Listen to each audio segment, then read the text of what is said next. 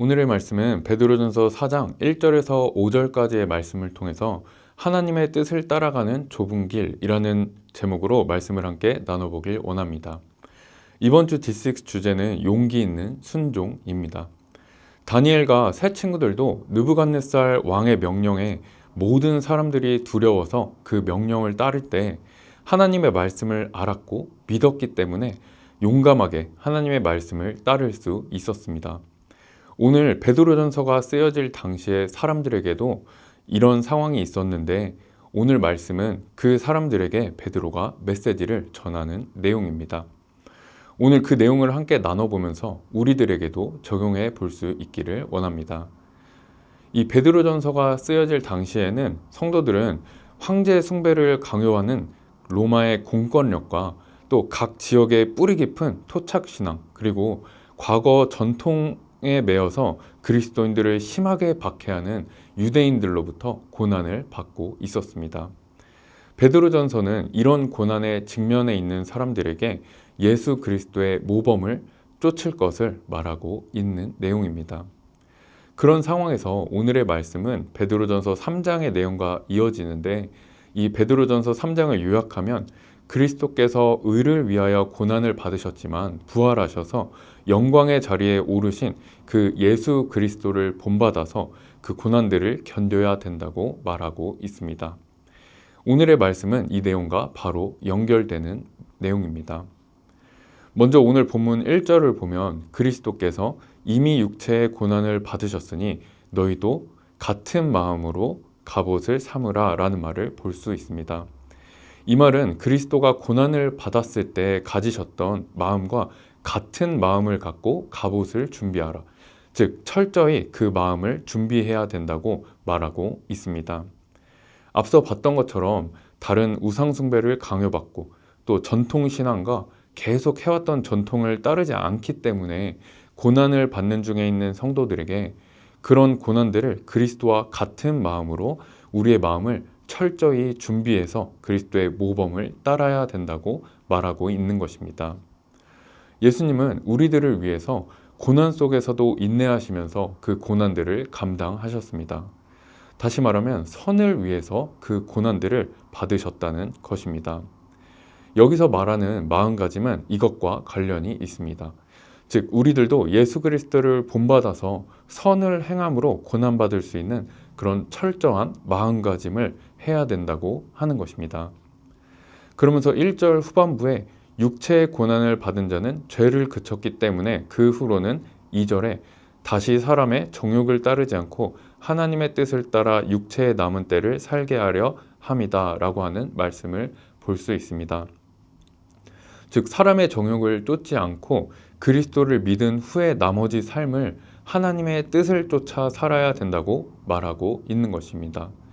분명 사람의 정욕은 하나님의 뜻과 분명하게 대조가 되는데 여기서 말하고 있는 것은 음란, 즉 성적인 욕구를 자제하지 못하는 것, 또 정욕, 도에 지나치는 열정이나 욕심, 또 술 취함, 방탕함, 향락에 대해서 말하고 있고 또 마지막으로 무법한 우상숭배에 대해서 말하는데 이것은 전통적으로 내려오는 악습에 대한 것을 말합니다. 베드로는 하나님을 믿기 전에 이런 사람의 정욕을 따르지 말아야 된다고 말하고 있는데 우리가 왜 그렇게 해야 되는가? 그 이유가 육체의 고난을 받은 자는 죄를 그쳤기 때문이다 라고 말하고 있는 것입니다.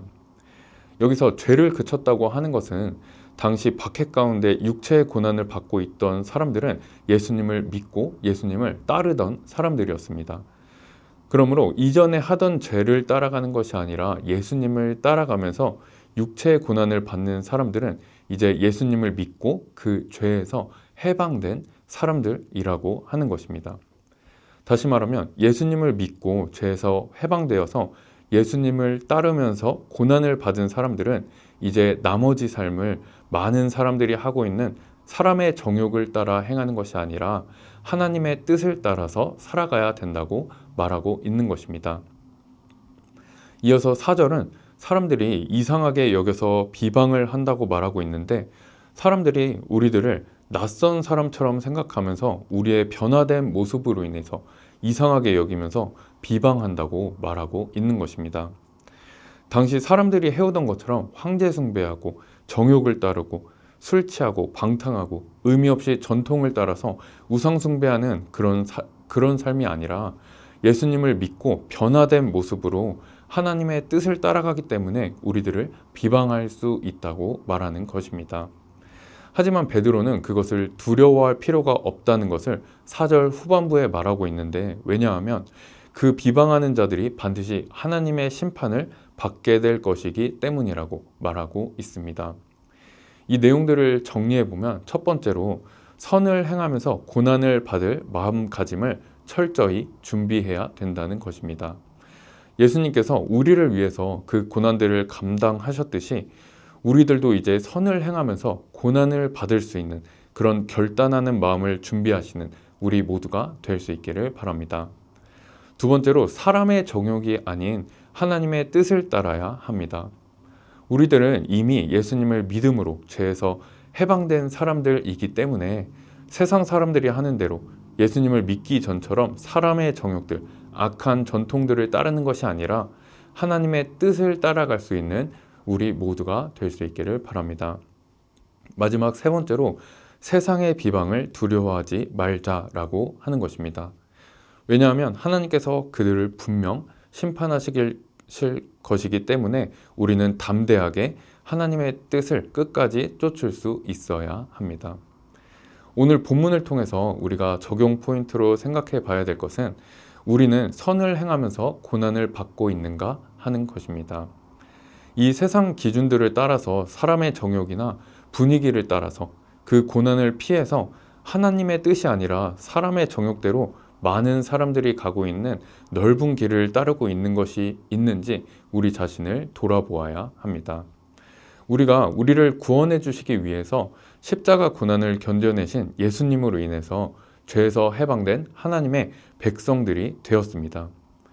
이제 그 하나님의 백성으로서 많은 사람들이 가는 길이 아니라 하나님의 뜻을 따라서 좁은 길로 용감하게 갈 수 있는 그 마음을 다시 한번 결단할 수 있기를 원합니다. 그런 의미에서 내가 받을 수 있는 비방을 감수하고 또 불편을 감수하고 하나님의 뜻을 따르는 것을 작은 것이라도 오늘 한번 실천해 보시는 것이 어떠실까요? 그런 마음가짐을 결단하시고 하나님의 뜻을 따를 수 있는 오늘 하루 되시기를 바랍니다. 그렇게 당시 사람들이 하나님을 위해서 선을 행하는 고난을 감당하면서 하나님의 위로를 경험했던 것처럼 우리들도 위로해 주시고 지켜주시고 동행하여 주실 줄 믿습니다. 오늘도 그런 하나님과 동행하시면서 행복한 하루를 보내시기 바랍니다. 기도하겠습니다.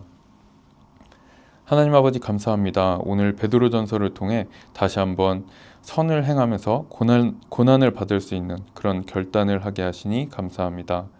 구원받은 하나님의 자녀로서 세상의 요구가 아닌, 사람의 정욕대로가 아닌 담대하게 하나님의 뜻을 따라 살 수 있도록 성령 하나님 모든 분들의 심령 가운데 역사하여 주시옵소서.